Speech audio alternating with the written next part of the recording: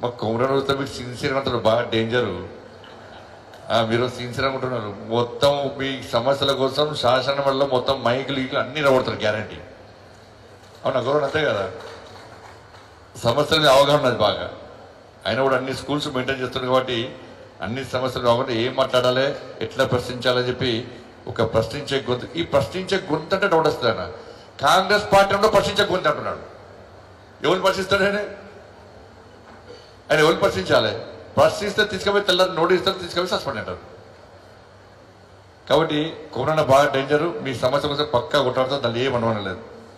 ఛత్రపతి శివాజీ మహారాజ్ జయంతి సందర్భంగా ఈరోజు తపస్ ఆధ్వర్యంలో ఏర్పాటు చేసినటువంటి ఈ కార్యక్రమం యొక్క సభాధ్యక్షులు పెద్దలు నరేంద్రరావు గారు, తపస్ రాష్ట్ర అధ్యక్షులు శ్రీ హనుమంతరావు గారు, సురేష్ అన్న గారు, అదేవిధంగా నేటి ఈ ఎన్నికల్లో అభ్యర్థిగా పోటీ చేస్తున్న టీచర్స్ ఎమ్మెల్సీ అభ్యర్థిగా పోటీ చేస్తున్నటువంటి మల్కా కొమరయ్య గారు, అంజిరెడ్డి గారు కూడా రావాల్సి ఉండే, వారికి అర్జెంటుగా కామారెడ్డిలో మీటింగ్ ఉండడం వలన నేను తప్పకుండా మీ తరఫున అందరికీ క్షమాపణలు చెప్తానని చెప్పి వారిని ఒప్పించి మెప్పించి వారిని కామారెడ్డి పోవడం జరిగింది వేరే కార్యక్రమం వల్ల.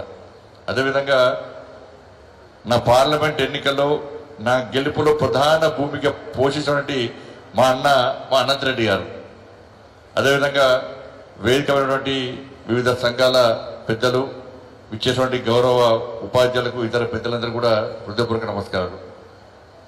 మీరందరూ ముందుగా చావా సినిమా చూడాలి. చావా సినిమా మీరు చూడాలి. అవసరం వస్తే మీ స్టూడెంట్స్ కూడా చూపెట్టే ప్రయత్నం చేయాలి, తప్పకుండా చూపెట్టాలి. ఎందుకంటే ఈ చరిత్రను తెరమరుగు చేసి లేనిపోని చరిత్రను తీసుకొచ్చి ఇవాళ సమాజం లోపల లేనిపోని అపార్థాలు అనార్థాలు సూచిస్తున్నటువంటి ఈ పాలకులు అనేక కుహన లౌకికవాదుల నుంచి మనం బయటపడాలంటే, సమాజాన్ని రక్షింపబడాలంటే తప్పకుండా ఇలాంటి సినిమాలను ప్రోత్సహించాలి. నిజమైన చరిత్రను సమాజం చెప్పే ప్రయత్నం చేయాలి. అందుకే నూతన జాతీయ విద్యా విధానం తీసుకొస్తే కూడా దురదృష్టవశాత్తు ఈ తెలంగాణ రాష్ట్రంలో అమలు చేయడానికి ప్రభుత్వం ఇంకెక్కడ ఇస్తుందన్న విద్యా వ్యవస్థనే పూర్తిగా చిన్నపిల్లం చేస్తున్నది. నరేంద్ర మోడీ గారి ప్రభుత్వము, భారతీయ జనతా పార్టీ ఏమో ఒక ఛత్రపతి శివాజీ మహారాజును చేయాలి, ఒక వీర సావర్కర్ చేయాలి, ఒక సర్దార్ పటేల్ చేయాలి, ఒక తాంత్యా తోపెన్ చేయాలి, ఒక బాబాసాహెబ్ అంబేద్కర్ చేయాలి, ఒక జ్యోతిరావు పూలేని చేయాలని చెప్పి ఇవాళ భారతీయ జనతా పార్టీ కానీ ఇవాళ నరేంద్ర మోడీ గారి ప్రభుత్వం ఆలోచిస్తుంటే దురదృష్టవశాత్తు ఈ మూర్ఖత్వ ప్రభుత్వము ఇవాళ విద్యా కమిషన్ లో కామ్రేడ్లను తీసుకొచ్చి పెడుతున్నది. వాళ్ళు ఏం చేస్తారు? ఇవాళ వాళ్ళు ఎవరు కావాలి ఉంటారు? కామ్రేడ్ తుపాకీ గుర్తం ద్వారానే రాజ్యాధికారం వస్తుంది, మేము ఓటు నమ్మము, తుపాకీ గుండునే నమ్ముతామని చెప్పి ఇలా సమాజంలో విద్వేషాలు రగిలించే వ్యక్తులను ఇలా విద్యా సంస్థలు ఇలా విద్యా కమిషన్ చైర్మన్ గా నివరిస్తే సమాజం ఏ విధంగా ముందుకు పోతే ఒక తలవించండి. వాళ్ళు ఎవరు కావాలని కోరుకుంటారు? సమాజంలో విద్యార్థులను ఏ విధంగా తయారని కోరుకుంటారు? ఒక కామ్రేడ్ చెల్ల పుల్లారెడ్డి, ఒక కామ్రేడ్ ముప్పాల లక్ష్మణరావు, ఒక కామ్రేడ్ కొండపల్లి సీతారామయ్య లాంటి వ్యక్తులను తయారు చేయబడేటువంటి ఒక వ్యవస్థను తయారు చేయబడేటువంటి మూర్ఖత్వపు ఆలోచన ఈ సమాజంలో కూడా ఉన్నప్పుడు ఉపాధ్యాయులుగా మీరందరూ కూడా దీన్ని వ్యతిరేకించాల్సిన బాధ్యత మీ మీద ఉంది ఇవాళ. కాబట్టి భారతీయ జనతా పార్టీ గతంలో వ్యతిరేకించింది, ఇప్పుడు కూడా వ్యతిరేకిస్తుంది. ఎందుకంటే చాలా మంది దేశంలో అనేక సంఘాలు ఉన్నాయి, అనేక సంస్థలు ఉన్నాయి. వాళ్ళందరూ కూడా జీతాల కోసమో వాళ్ళ సమస్యల కోసమో ఇతరత్ర విషయాల్లో ఆందోళన చేసిన సందర్భాలు మనం చూసినాం.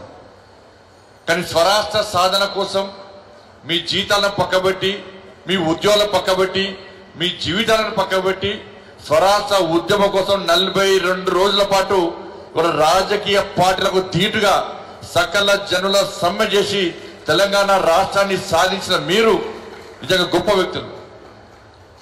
కానీ ఈరోజు ఏమైంది?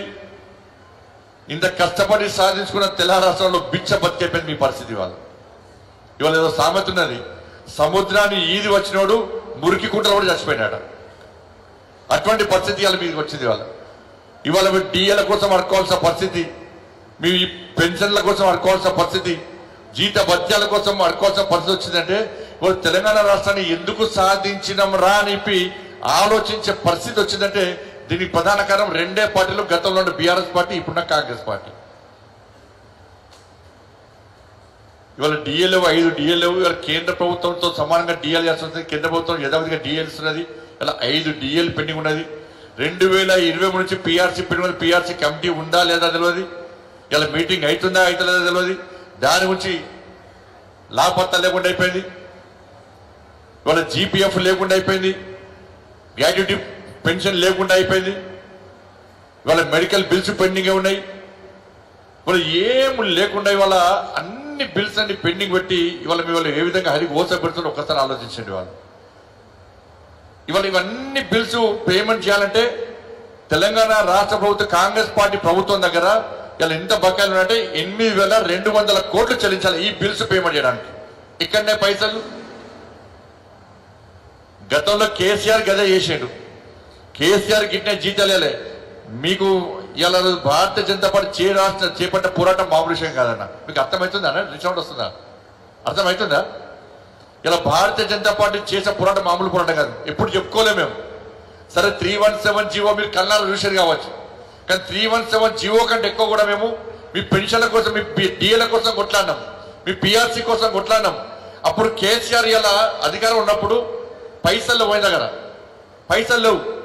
కాబట్టి ఈ టీఎన్జిఓ నాయకులను పిలిచిండే ఆయన. ఇంకా టీఎన్జిఓ నాయకుల గురించి తెలుసు మనకు. కేసీఆర్ ఫామ్ హౌస్ పిలిచి ఏం చేస్తాడు? కోడి కూర, తలికాయ కూర, కాళ్ళ చోరవ,